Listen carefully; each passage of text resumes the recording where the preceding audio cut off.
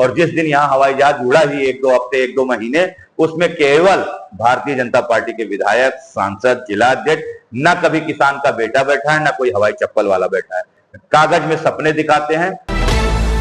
विधायक बनता हूं तो जो ये रोडवेज की समस्या है और जैसे एयरपोर्ट की समस्या है, जिसको माननीय देश के प्रधानमंत्री नरेंद्र मोदी जी ने कहा था कि हवाई चप्पल पहनकर लोग हवाई जहाज पे बैठेंगे और सपने दिखाने का काम किया था, और जिस दिन यहाँ हवाई जहाज उड़ा ही 1-2 हफ्ते 1-2 महीने, उसमें केवल भारतीय जनता पार्टी के विधायक, सांसद, जिला अध्यक्ष, न कभी किसान का बेटा बैठा है, न कोई हवाई चप्पल वाला बैठा है। आपके मीडिया के माध्यम से यह कहना चाहता हूं, ये केवल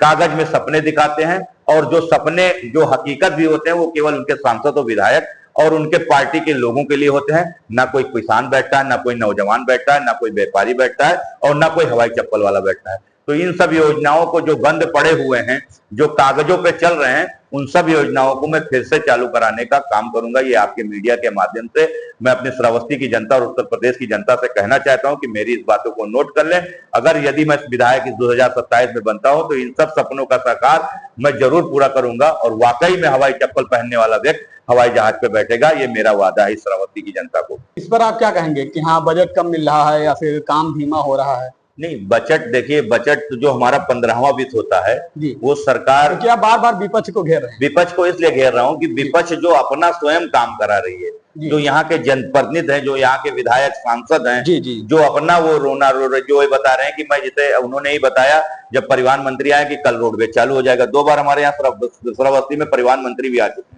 हैं। रोडवेज कहाँ चालू हो जाए? आप अपने कैमरे में जाके नजर कर लीजिए। अगर हम नगर पंचायत की तरफ से सफाई ना हो तो वहां इतनी दारू की बोतलें और दारू की पन्नी और इतने पाउच पड़े रहते हैं कि आप गिनती नहीं गिन पाएंगे। ये तो किसी भी तरह नगर पंचायत को साफ और स्वच्छ रखने के लिए कहीं ना कहीं हफ्ते में, 10 दिन में, 3 दिन में हम उसकी साफ सफाई अपने नगर पंचायत की तरफ से कराता रहता हूँ। यहाँ हमारे बगल में अस्पताल है और उस अस्पताल में जितने भी सफाई कर्मी लगे हुए हैं वहां कभी कोई किसी तरह सफाई नहीं होता है। अगर हम नगर पंचायत की तरफ से, अब हमारा नगर पंचायत एक छोटा सा है, मेरे यहाँ ज्यादा से ज्यादा 40 लोग, 35 लोग हमारे यहाँ सफाई कर्मी लगे हुए हैं। उससे मैं नगर की सफाई भी कराता हूँ, तहसील की भी सफाई कराता हूँ, ब्लॉक की भी कराता हूँ और अस्पताल की भी कराता हूँ, और रोडवेज जैसे स्थानों की भी सफाई हम ही कराते हैं। क्योंकि अब नगर पंचायत बड़ा होता चला जा रहा, सीमा बड़ी होती चली, क्योंकि सीमा हमारी छोटी है लेकिन हम काम थोड़ा सा सीमा से बाहर भी करते हैं। क्योंकि अब सरकारी अस्पताल हमारे इकौना नगर पंचायत के बगल सीमा से पड़ता है, ब्लॉक हमारे इकौना नगर पंचायत में ही पड़ता है, थाना हमारे इकौना नगर पंचायत में ही सीओ ऑफिस पड़ता है। तो इन सबकी तैसा, और इकौना बगल में हमारे सटा हुआ तहसील है, तो इसकी सफाई हमें ही करना पड़ता है। तो कहीं ना कहीं ये भारतीय जनता पार्टी के लोग यहाँ कहते रहते हैं कि हम पूरी तरीके से मेहनत कर रहे हैं, लेकिन हमें तो नहीं लग रहा है कि उनकी कोई सहायता हमसे मिल पा रही है। बस बहुजन समाज पार्टी की विचारधारा के साथ नगर पंचायत स्तर पर जन जन तक विकास पहुंचाने में आप कितना सफल रहे हैं? क्योंकि आप बहुजन समाज पार्टी, देखिए ये बात तो मैंने पहले कह चुका कि जो हमारी बहन जी का जो नारा है, स्वजन हिताय स्वजन सिखाए, उस तरह जो हमारे यहाँ जो सभी वर्गों के लोगों को ध्यान में रखते हुए जो भी योजनाएं सरकार की तरफ से दी जा रही है, उन सभी योजनाओं पर जन जन तक, उनके बहुजन क्रांति तक और तमाम सभी लोगों, जातियों को लोगों तक पहुंचाने का काम नगर पंचायत की तरफ से किया जा रहा है। बसपा की उत्तर प्रदेश की राजनीति में मौजूदा स्थिति को देखते हुए जमीनी स्तर पर कार्यकर्ताओं का मनोबल बनाए रखने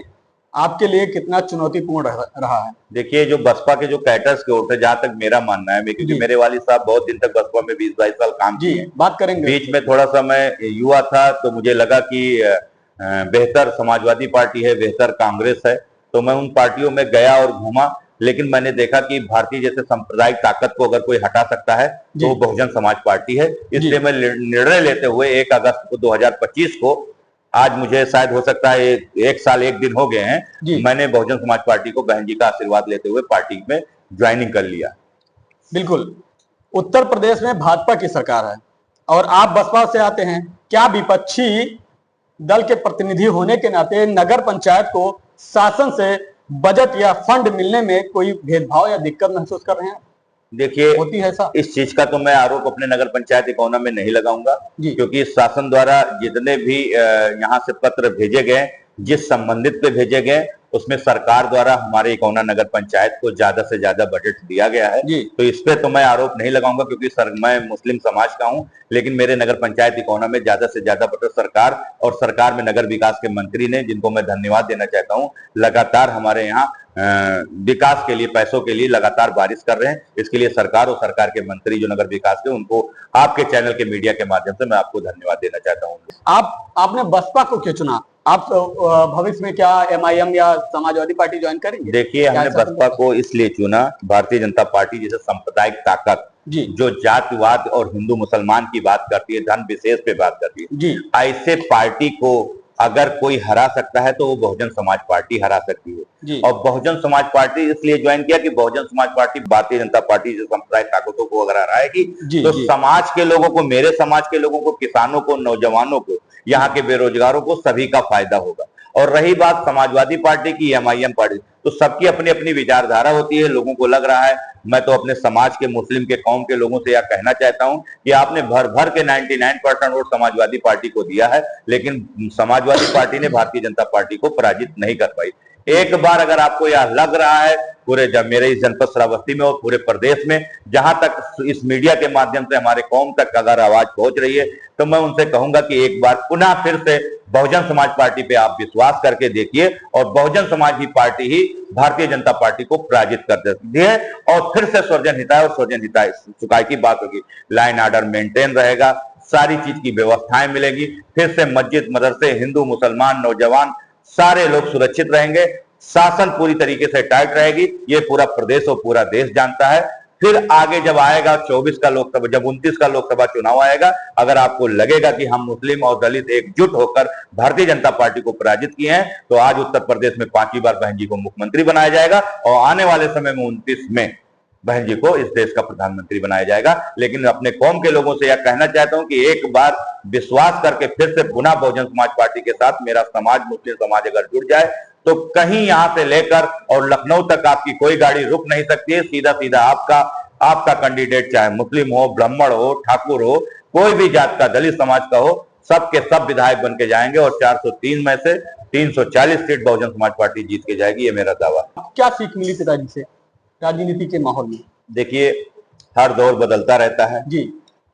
मैं अपने वालिद साहब को तो गलत तो नहीं कहूंगा क्योंकि उन्हीं का बेटा हूं, उन्हीं की मैं शाखा हूं,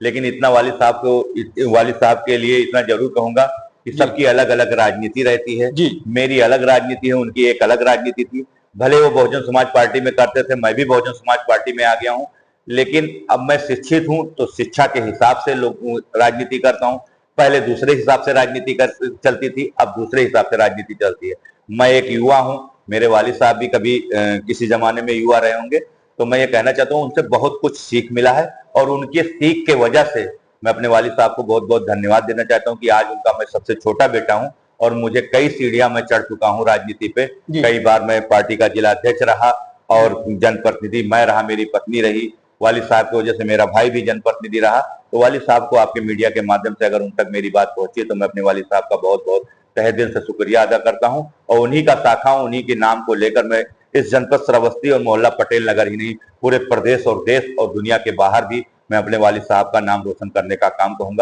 करूंगा, या मेरा अपने वालिद साहब से वादा है। बिल्कुल आपने सही कहा कि आप युवा हैं जी, बिल्कुल जिस ओर जवानी चलती है उस ओर जमाना चलता है, सही है ना सर? जी जी बिल्कुल। आप युवा हैं, आपने उन युवाओं को भी देखा होगा जंतर मंतर पे जिन्होंने लाठियां खाई, जिनके भविष्य के साथ खिलवाड़ किया गया, उस पर आप क्या कहेंगे कुछ संक्षिप्त में? देखिए, अब सरकार तो देखिए अंधा सरकार है, लोकतंत्र को खत्म करना चाहता है। जिस लोगों को इसी लोकतंत्र में अगर सरकार द्वारा न्याय नहीं मिलता था तो वो रोड द्वारा लोकतंत्र के सीमाओं में रहकर वो अपनी न्याय की लड़ाई लड़ते थे। वो चाहे जनता मंतर हो, चाहे श्रावस्ती की सड़कें हों, चाहे इकौना तहसील हो, चाहे भिनगा उत्तर प्रदेश का विधानसभा हो, उसको घेरने का लोकतंत्र में हमको डॉक्टर बाबा साहब भीमराव अम्बेडकर साहब ने हमको ये अधिकार दिया था। उस अधिकार को भारतीय जनता पार्टी खत्म कर रही है। तो ऐसे सरकार को मैं अपने जो युवा साथी जिनको जो चोट लगा उनके परिवार से और सभी युवा साथियों से कहना चाहता हूं कि आने वाले जो 27 का विधानसभा चुनाव है और जिस प्रदेश में चुनाव हो रहा है उस प्रदेश में जिस युवाओं को चोट लगी है उन युवाओं से कहना चाहता हूं कि आपको कभी ऐसी चोट ना लगे तो सब युवा साथी एक साथ जुट होकर भारतीय जनता पार्टी को जिस जिस प्रदेश में चुनाव हो रहा है वहां पटकने का काम कीजिए, क्योंकि बहन जी हमारी कहती रहती हैं कि लाखों और करोड़ों लोगों की मुस्कुराहट केवल सत्ता की वो चाबी है जिसको चुपके से अपने जो बाबा साहब ने जो मतदान का अधिकार दिया उसको चुपके से ले लेना चाहिए, जिससे लाखों चेहरों पर मुस्कुराहट छा जाए। आपके कहने का मतलब है कि लाठी की चोट आप वोट से दीजिए। बिल्कुल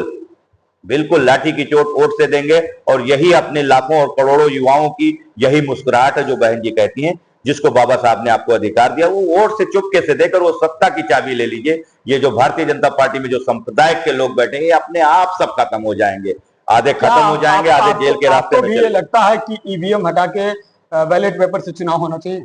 देखिए, अब पूरे देश में सबकी सब पार्टियों की यही राय है तो मेरी भी यही राय है जी। लेकिन मेरा जो अपना मानना है, मैं जान रहा हूं कि कहीं ना कहीं मुझे नहीं लगता है कि ईवीएम की कहीं कहीं खेल है। मुझे तो यह लगता है कि लोग वोट दे रहे हैं इसलिए भारतीय जनता पार्टी जीत रही है, क्योंकि जब लोग वोट देंगे, कई जातियां उनको वोट दे रही है, बेवकूफ बना के हिंदू मुसलमान करके वो वोट ले रहे हैं। जिस बार जनता अगर एक बार भारतीय जनता पार्टी को छोड़ के दूसरे दल का यानी बहुजन समाज पार्टी की अगर सहयोग में आएंगे तो मैं वादा करता हूं, जैसे यहाँ के कैंडिडेट जो थे समाजवादी पार्टी के कहे कि मेरा 1400 वोट से बेईमानी कर लिया। मैं जब नगर पंचायत का चुनाव लड़ रहा था तो लोग ये कह रहे थे कि नगर पंचायत में बेईमानी हो जाएगा, नीचे से वोट की चोरी हो जाएगी। मैं सीना ताने उस नगर इकौना तहसील में खड़ा था और मैं श्रावस्ती की जनता से कहना चाहता हूँ आपको घबराने की जरूरत नहीं है। मेरे चुनाव वाले निशान पे अगर हाथी पे आप मोहर लगाएंगे आपका एक भी वोट बेईमानी नहीं होगा और गिनती होगा और उस गिनती में मैं जीत के आऊंगा अगर आप लोगों ने मुझे मत दिया। मैं कभी ये नहीं कहूंगा कि ईवीएम से मेरी बेईमानी होगी या सरकार के लोगों ने बेईमानी कर लिया। उसके लिए मैं डटूंगा, लड़ूंगा, अगर जान भी देना पड़ेगी तो जो वोट का आपको अधिकार है उस वोट के अधिकार को सही पूर्णता गिनती कराकर आप तक पहुंचूंगा, ये मेरा वादा है आपसे। छोटा सा सवाल, अभी आपके रास्ते से आए हैं, आप विकास की बात कर रहे हैं, आपके ही घर के सामने सड़क पे ऐसे गड्ढे छोटे मोटे बहुत सारे ऐसे गड्ढे हैं, इस पर आप क्या कहेंगे? देखिए, ये मेरी आवास है, मैं इस आवास में करीब 6 महीना हो चुका है मुझे, और जब से मैं इस आवास पे आया हूं तब से पीडब्ल्यूडी को, यहाँ के विधायक को, यहाँ के सांसद को लगातार पत्र लिख रहा हूं। और जो अगल बगल की पटरियां हैं और जो जब से मैं आया हूं तब से मैं देख रहा हूं कि इधर जल निगम की निकास जल घर तक जल पहुंचने की समस्या है। तब से मैंने अपने जो नगर जल निकास के लोग हैं जो जल निगम का काम करते हैं, जो टंकियां है, मैं इस रोड को खुदा कर नाली बनाने का काम करने जा रहा हूं जो हमारी सीमा से बाहर है, लेकिन मुझे 1 किलोमीटर सीमा तक करने का अधिकार भी है। तो मैं दोनों तरफ इंटरलॉकिंग की पटरियां लगाऊंगा और पानी की कनेक्शन लोगों तक दूंगा। लेकिन मैं आपके मीडिया के माध्यम से फिर एक बार कह रहा हूं कि जनप्रतिनिधि तक मेरी जो लेटरें पहुंची हैं, सरकार तक गई हैं, यहाँ के पीडब्ल्यूडी तक गई हैं, मैं उनसे कहना चाहता हूं उस लेटर को खोलें, क्योंकि मैं हर महीने आपके पास इस रोड के लिए, यहां से लेकर लोनियनपुरवा से लेकर और दशहरा मैदान तक इस रोड के लिए माननीय विधायक जी को, माननीय सांसद जी को, यहाँ के जिलाधिकारी को, पीडब्ल्यूडी को और उत्तर प्रदेश सरकार को मैं चिट्ठी लिखकर इस रोड की मांग करता हूं और कहता रहता हूं। और यही नहीं है, जब मैं क्षेत्र में कहीं भी जाता हूं और कहीं गड्ढा देखता हूं तो सबसे पहले मेरा जो साथ के जो मेरे लोग रहते हैं उसको नोट करते हैं और नोट करने के बाद ये आपके सामने देख रहे हैं कंप्यूटर रखा हुआ है, इस पे यहाँ एक लड़का बैठा है, टाइप कराता हूँ, तुरंत शासन को यह पत्र लिखता हूँ कि इस ग्राम सभा में, इस ब्लॉक में इस रोड की समस्या है, इसको समाधान किया जाए। कई पत्र पे फोन भी आता है, उस पर पूछा भी जाता है, कई पे काम भी हो चुके हैं, लेकिन कई अभी पड़े हैं जो हमारे माननीय मुख्यमंत्री जी उत्तर प्रदेश के कहते हैं कि गड्ढा उत्तर प्रदेश में मुक्त किया जाएगा। अच्छा सवाल आपने किया कि आपके आवास के ही सामने, जब आप खुद ही जनप्रतिनिधि हैं, तो मैं आपसे कहना चाहता हूं कि मैं सरकार से निवेदन ही कर सकता हूं, सरकार से कह ही सकता हूं, क्योंकि सरकार में लड़ नहीं सकता हूं रोड पे धरना करके, क्योंकि अगर रोड पे लड़ने में जाऊंगा तो वो बाबा साहब के लोकतंत्र को जो छीन कर जो हमारी घर को बुलडोजर से ध्वस्त करने का काम करेंगे, तो कहीं ना कहीं डरे हुए, दबे हुए मेरे जैसे लोग, क्या मेरे जैसे से और तमाम लोग ऐसे डरे दबे हुए हैं। लेकिन मैं उनको आश्वासन देता हूं कि फिर वही सत्ता की चाबी की बात करता हूं जो बहन जी कहती हैं कि उसको चुपके से ले लीजिए और सारे सवालों का जवाब उस सत्ता की चाबी से आपको मिल जाएगा। चलते चलते एक छोटा सवाल और आपसे कर लेते हैं। आपके नगर पंचायत का कार्यकाल लगभग 3 साल आपका पूरा हो चुका है। बचे 2 वर्षों में, आगामी जो समय में इकौना नगर पंचायत की जनता को ऐसी कौन सी 3 बड़ी सौगातें या नए प्रोजेक्ट मिलने वाले हैं बचे 2 वर्षों? देखिए, अभी तो मैं जो प्रकाश लाइट की बात आपने बीच में किया था, बात अधूरी रह गई थी। मैं जगजीत इंटर कॉलेज से और तहसील तक स्टील लाइट, नए स्टील लाइट लगाने का काम करने जा रहे हैं। दोनों तरफ आपने देखा होगा रोड तो मेन रोड बन गई, दोनों तरफ पटरी इंटरलॉकिंग लगाने के खूबसूरत करने का काम करेंगे। कल मैंने, मेरी पत्नी ने मीडिया में, प्रिंट मीडिया में बयान भी दिया था कि यहाँ कोई बच्चों को खेलने के लिए कोई ग्राउंड नहीं है, मैदान नहीं है, ना छोटे छोटे बच्चे खेलने के लिए कोई छोटा सा पार्क है, क्योंकि मेरे पास जगह ही नहीं है। तो मैं आज सुबह ही उसके लिए पत्र शासन को भेजा हूँ, यहाँ के जिलाधिकारी को भी भेजा हूँ, और मैं उस प्रयास में लगा हूं कि जल्द से जल्द एक यहाँ छोटा सा पार्क हो जाए, जिससे बच्चे, हमारे एकौना नगर पंचायत के जो सम्मानित परिवार के जो बच्चे हैं उस पार्क में जाके खेल लें, जिससे वो रोड पे खेलते हैं, कहीं घर के सामने खेलते हैं और दुर्घटना हो जाती है, जिसको हमको मतलब उसका क्षेप होता है। तो इसलिए मैं सरकार से लगा हूं कि जल्द से जल्द ये काम करूं, और जितने भी गलियों के किनारे किनारे जो भी रोड बचे हुए हैं इन 2 सालों में पूरा करने का काम करूंगा। थोड़ी सी कहीं ना कहीं जो जन्म प्रमाण पत्र को लेकर है, जो 2002 के बाद से, जो इससे पहले पूर्व में एटीएम थे वो शायद नहीं बनाते, लेकिन जो इस वक्त एटीएम साहब है 2002 से पहले के भी जन्म प्रमाण पत्र जारी कर रहे हैं। तो अब धीरे धीरे मैं अपने लोगों को कहना चाहता हूं, नगर पंचायत के सम्मानित लोगों को, कि अपना अपना जिसका जिसका जन्म प्रमाण पत्र का बचा हुआ है वो भी बना ले। हम तेजी से काम करने का काम कर रहे हैं, हमारे साथ लोग खड़े हुए हैं, भले यहाँ के जनप्रतिनिधि या यहाँ के लोग नहीं खड़े, लेकिन कहीं ना कहीं सरकार अगर मेरी पत्र जाती है तो उस पत्र पे ध्यान देते हुए हमें इस नगर में, नगर को विकास करने के लिए हमारे जो सिस्टम है वो हमको देती रहती है, उसके लिए मैं धन्यवाद देता हूँ। एकौना की जनता और युवाओं को आप अपनी तरफ से क्या संदेश देना चाहते हैं? मैं युवाओं से कहूंगा कि मैं एक युवा हूँ, मेरा भी एक सपना है, आपका भी एक सपना है। इस एकौना को, इस जनपद श्रावस्ती को, इस प्रदेश को अच्छा बनाने के लिए मेरे साथ जुड़े, क्योंकि मैं पढ़ा लिखा व्यक्ति हूँ और आपकी हमेशा आवाज को बुलंद करता हूँ, चाहे वो तहसील संबंधित हो, चाहे थाने संबंधित हो, चाहे जिले संबंधित हो, चाहे प्रदेश संबंधित हो, चाहे किसी भी समुदाय का हो, सबड़ का हो, चाहे दलित का हो, चाहे ओबीसी का हो, चाहे मेरे समाज अल्पसंख्यक का हो, सभी के मुद्दों को लेकर मैं उठाता हूं, चाहे किसान का हो, चाहे नौजवान का हो, चाहे विद्यार्थी का हो। तो मैं अपने युवा साथी से कहता हूं कि मैं भी एक युवा हूं और आप भी एक युवा हैं। युवा को जुड़ना चाहिए, क्योंकि पुराने लोगों को बहुत देखा है, वो जब जीत जाते हैं तो केवल बैठ के मलाई चाटने का काम करते हैं। तो मैं युवाओं से अपने अपील करूंगा आपके मीडिया के माध्यम से कि मेरे साथ जुड़े एक नौजवान युवा साथी को, पढ़ा लिखा अधिवक्ता व्यक्ति को विधायक चुने, जो सदन में आपकी एक एक बातों को पूर्णता, आपकी एक एक बात को सदन में रखे और सदन उस बात को गरिमा में लेते हुए हमारे एक एक बातों को सुने और इस क्षेत्र में विकास करने का काम करे। एक और युवाओं को एक अपनी इस मीडिया के माध्यम से संदेश देना चाहता हूं। मेरा पहला लक्ष्य है कि अगर मैं विधायक बनूंगा तो सबसे पहले अपनी जनपद श्रावस्ती और इस 290 विधानसभा में कोई इंडस्ट्रीज, कंपनियां लगाने का काम करूंगा, जिससे मेरे युवा साथी जो बंबई, दिल्ली, गुजरात, बाहर प्रदेश और देशों में, जब दूसरे देशों में जाने का काम करते हैं, जिसकी जितना शिक्षा होगी उसी योग्यता के हिसाब से उस कारखाने में उसको नौकरी मिलेगी। ये मेरा पहला लक्ष्य है। सबसे पहले मैं सदन में जाते हुए मेरे हाथ में एक कागज होगा और उस कागज में उस सदन में खड़े होकर सबसे पहले इस जनपद श्रावस्ती के लिए अगर कुछ मांग करूंगा तो यहाँ एक कारखाना लगाने का काम करूंगा। किसान के लिए कारखाना, चीनी मिल लगाने का काम करूंगा, जो बलरामपुर और बहराइच जाने का हमारे किसान श्रावस्ती के काम करते हैं। और यहाँ भारतीय जनता पार्टी के डबल ट्रम के विधायक होने के बावजूद आज तक किसानों को चीनी मिल इस श्रावस्ती जनपद में नहीं दे पाए। तो मैं उन किसानों को भी कहना चाहता हूं कि बहुत जल्द से जल्द अगर मुझे मौका मिला इस 27 में 5 महीने के बाद, तो मैं उनके सारे सपनों को पूरा करूंगा। अगर फिर भी कुछ कहने में गलती हो गई तो उसके लिए क्षमा चाहें। अगर आपको हमारी खबर पसंद आई हो तो वीडियो को लाइक जरूर करें और आगे हमारे साथ ऐसे ही जुड़े रहने के लिए चैनल को सब्सक्राइब करना ना भूलें। धन्यवाद।